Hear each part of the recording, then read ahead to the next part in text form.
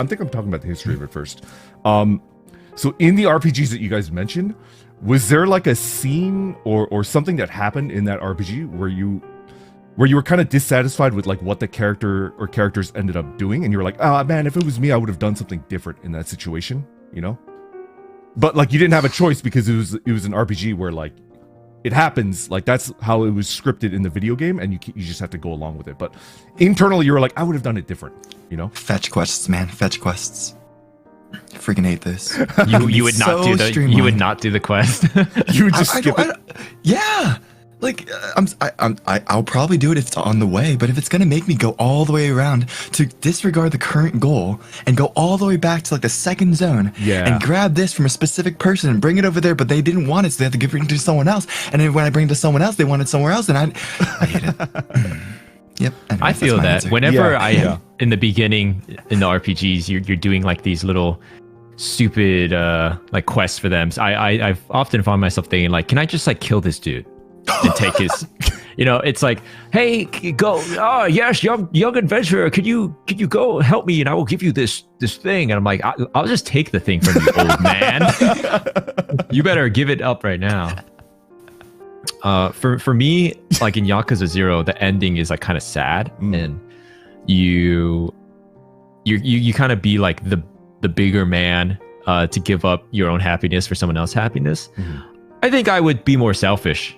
You know, why do I just did all this arduous labor and like I defeated the evil or whatever? Why can't I be happy? Interesting. Yeah, so they don't give you the option. It's not like no, it's like baked into the story in Yakuza 0. I would. You know, I'd get the girl, I get the goal and whatever, and I would just live happily ever after than being like the bigger man or whatever. That's actually, that I can see that a lot, And it's a reasonable way to think, right? And it's kind of like, man, when am I going to get mine? Axel? Yeah.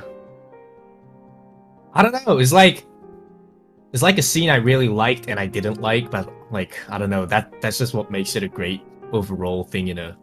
How should I explain? So it's Crisis Core, right? Okay. But it's like it's like the big ass spoiler. It's like the biggest spoiler. But I'm pretty sure. I mean, is it really a spoiler? The game's like how like 10 years old or something. It's not a spoiler. It can't be a spoiler. There's no right? it's beyond the statute of limitations. You can just go. Well, yeah. Let's just say it's the ending of Crisis Core. Okay. So.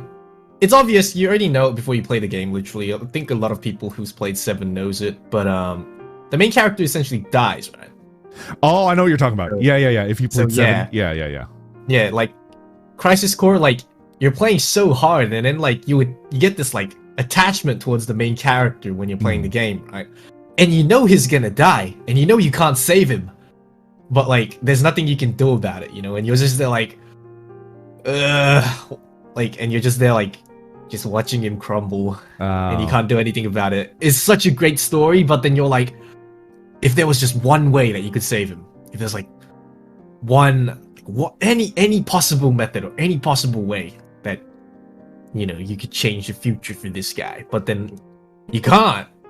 You know, there's gonna be a remake of Crisis Core soon. Who knows what happens in that remake? Yeah. There's also Final Fantasy remake, and there's been a little bit of tweak and this and that going on. So if you want to, you know, experience something new, I guess you guys could play that as well. You know, but the original Crisis Core that came out on the PSP, you know, it's a bit sad.